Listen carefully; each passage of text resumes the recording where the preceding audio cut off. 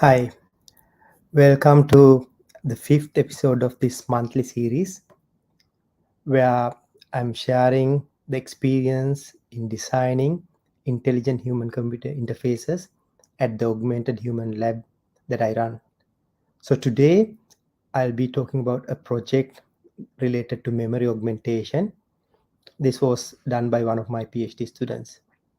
So, as usual, what I'll do is I'll go through some of the questions that you sent to me before the webinar, and then after that I'll open the floor for more questions from those who are connecting live now.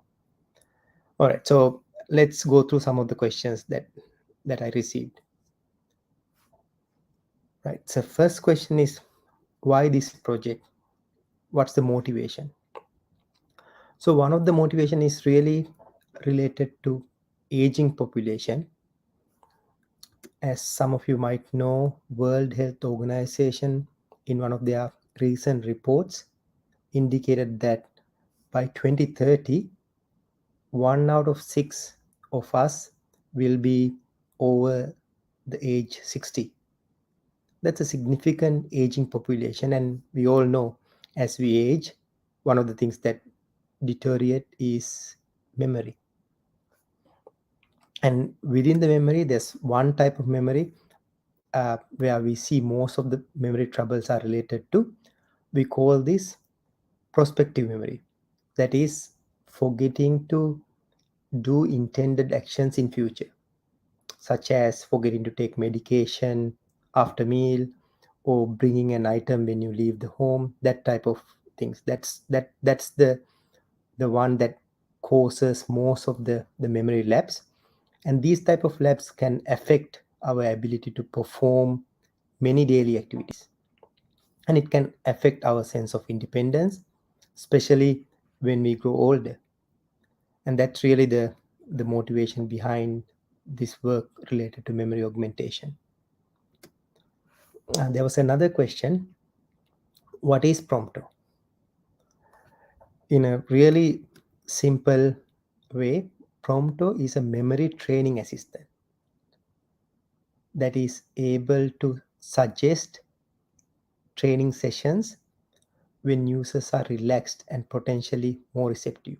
So basically, the main difference is it's a digital app that we develop that helps us to train our perspective memory through a well-known technique called implementation of intentions technique, when then technique. But the special part is that it is not triggered by a reminder that you sent by yourself, or it is not prompting based on its own random time.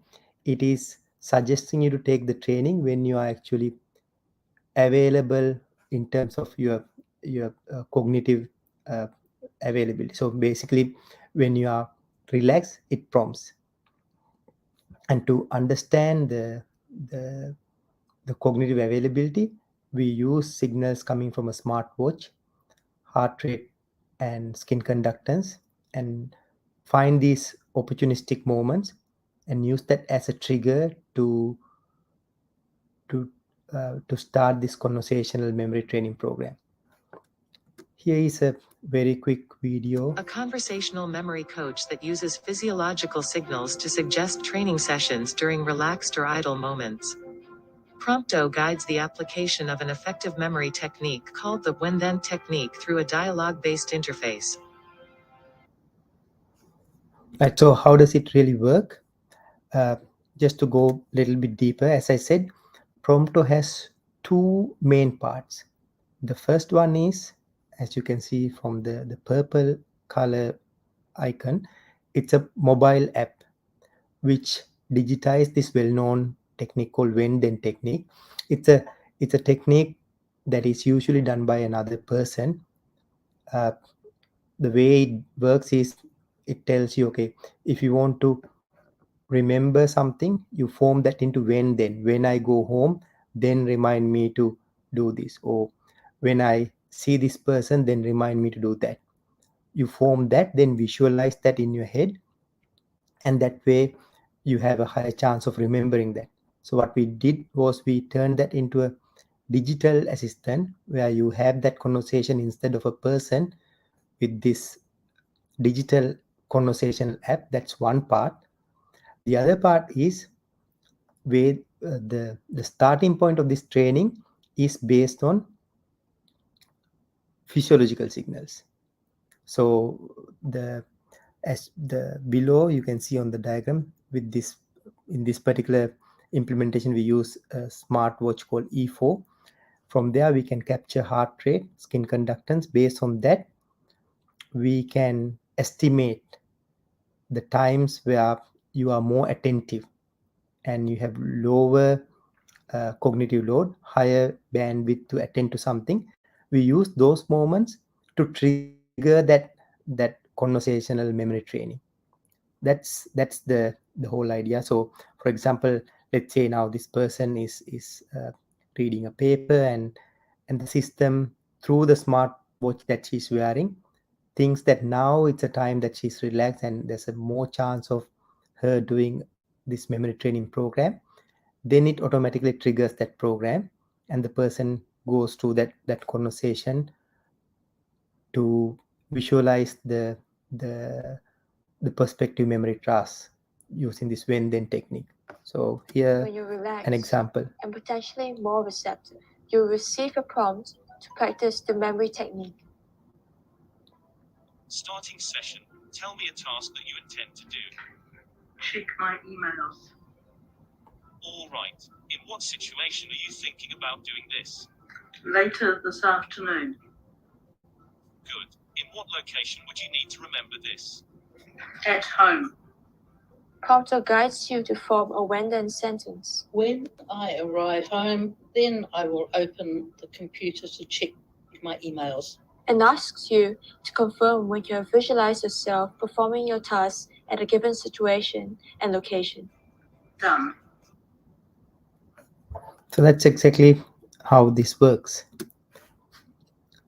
So then the last question is, how did we test it?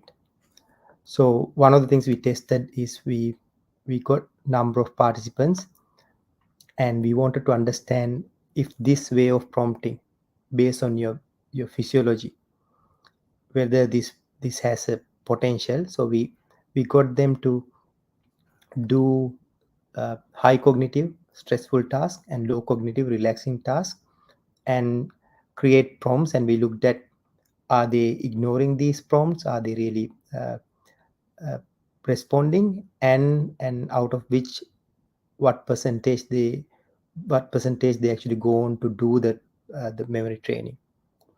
And here's one of the very interesting findings. As you can see, uh, most people under low cognition, which is the light blue, light yellow, light green color bar, most people responded to these prompts when they were under low cognitive load. That's an interesting finding. And then what's more interesting is, out of that, if you really look at how many actually went on to do the actual memory training, you could see again a significantly higher number of people went on to, not only they noticed the prompt, they went on to start the memory training. So this is what this tells you, is that this uh, physiology based or prompting based on cognitive context has benefits, because I'm not going to get frustrated if this thing pops up when I'm busy with things. uh, I'm not going to ignore this, which means my memory training programs becomes ineffective. What this means is that when you prompt things based on the physiology, based on the cognitive context, there's a higher chance of people attending to that and actually taking the memory, which means you can have uh, effective memory training. That means it can improve your memory.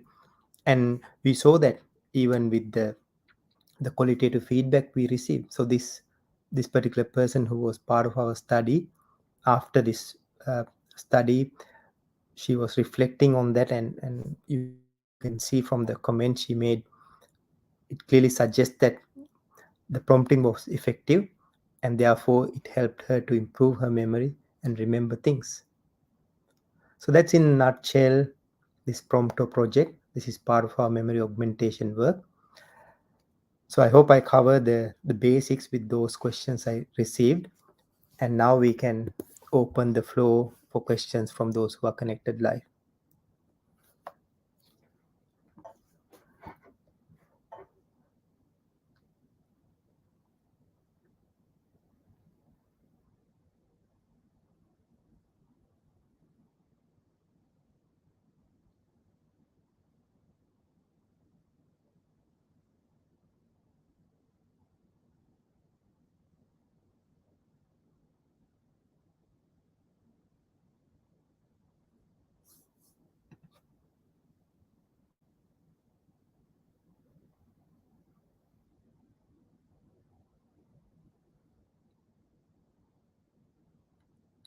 Please feel free to clarify anything that I mentioned during the pre-webinar questions, or maybe a new question you might have.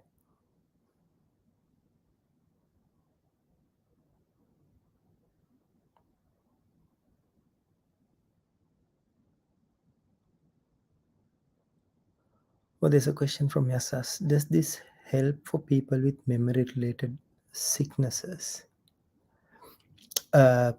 So two things.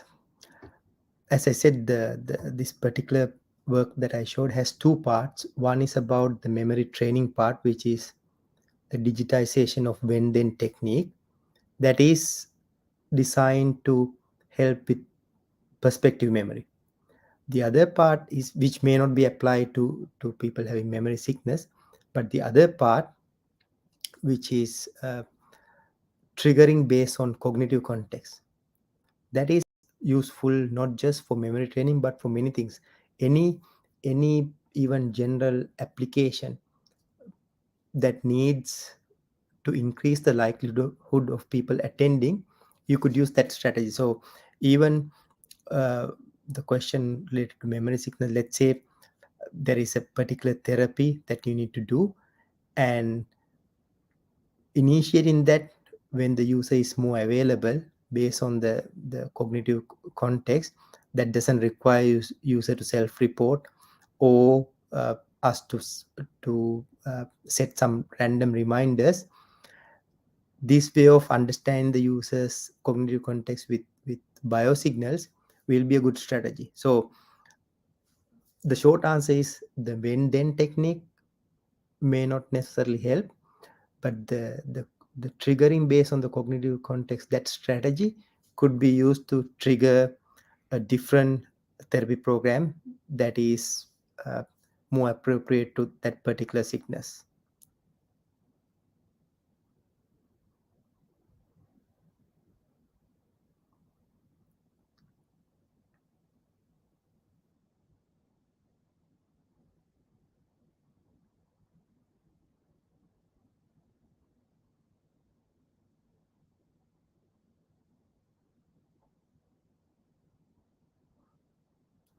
Okay, so looks like there's no more questions, but feel free to ask questions in the comments and I'll try to respond to them as much as possible. And then I'll come back in the next month webinar with another interesting projects that's happening in our lab. Thank you so much for connecting. Look forward to touch base again next month. Cheers.